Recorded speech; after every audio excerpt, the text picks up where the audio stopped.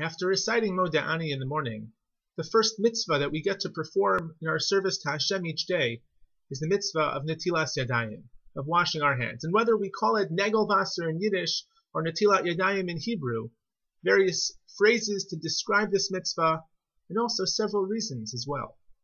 One reason given as to why it is that we need to wash our hands first thing in the morning is because, as was mentioned in the previous Sol Nosh with Rabbi Bleicher, when a person goes to sleep, Hashem actually removes his or her neshama from their body and returns it back in the morning clean, cleansed of the impurity, of the chatayim, of the sins that a person may have committed the previous day. But it's that process of having the neshama taken out of us and then returned, meaning that we're sleeping, but we're actually separating our guf, our physical bodies, from our neshama, from the spiritual part of ourselves.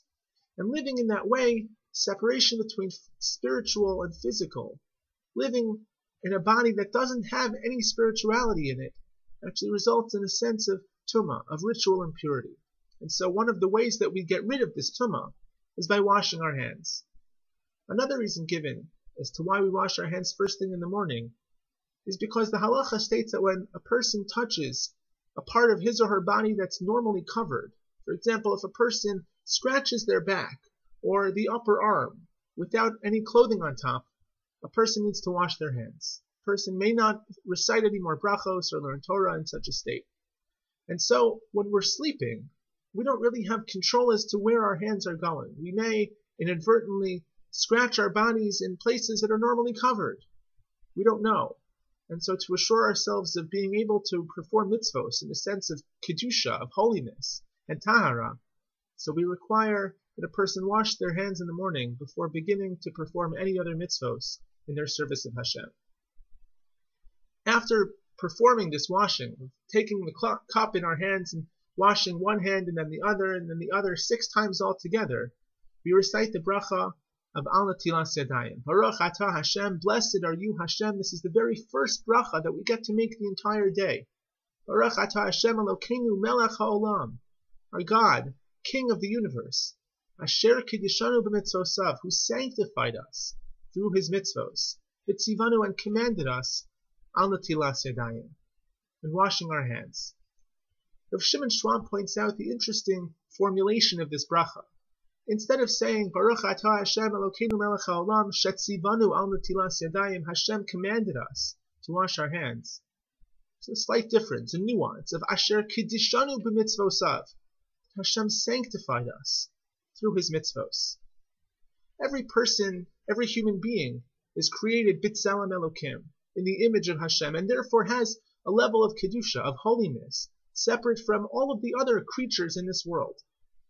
But as Rav Schwab points out, the Jewish people are different. We're special. Not only were we created b'tzelem Elokim, but we have kedushas haguf, a holiness of our bodies, a holiness that stems from the performance of mitzvos with our bodies, going back to the very first mitzvah of Bris Milah that we just read about in last week's Parsha.